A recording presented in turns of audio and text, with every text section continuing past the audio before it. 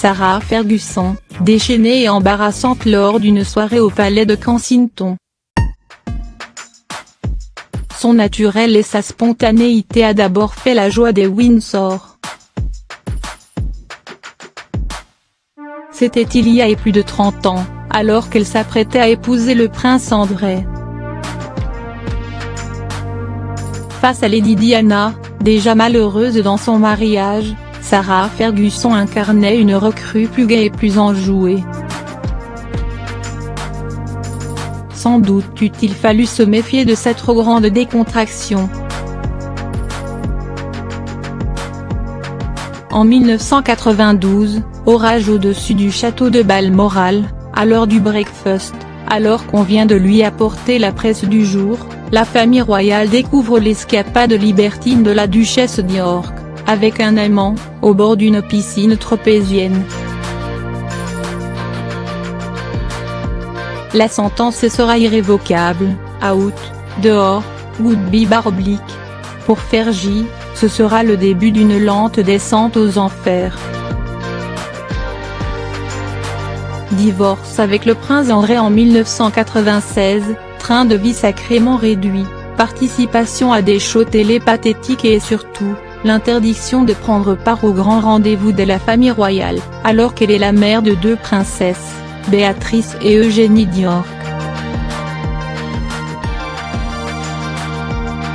André restera un fidèle soutien, au point de l'inviter à cohabiter avec lui au château de Windsor, après le tumulte de leur séparation.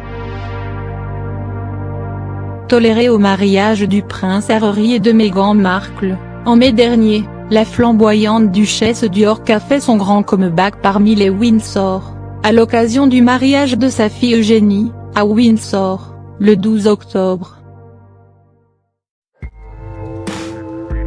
Ragaillardie par les applaudissements de la foule, ce jour-là, Fergie s'imagine reprendre sa place dans les portraits de famille. Le prince André aimerait bien.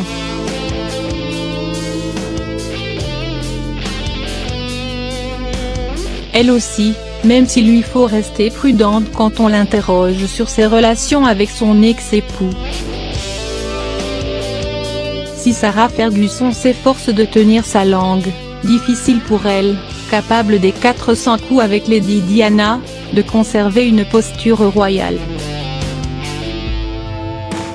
Ainsi, ce 22 novembre, alors qu'elle était invitée à un dîner organisé pour les 10 ans de l'association Stretch Hill, au palais de Kensington, l'incorrigible Fergie n'a pas pu s'empêcher de céder à des effusions gênantes.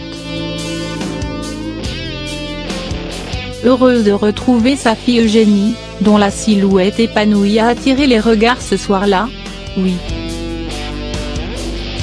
Mais encore plus excitée de rencontrer un certain Dalton Harry, candidat du télécrochet X Factor qui tient actuellement la Grande-Bretagne en haleine. Rosissant comme une midinette au moment des présentations, l'ex-belle-fille d'Elizabeth y a fini par lui sauter dans les bras. Oh dirait.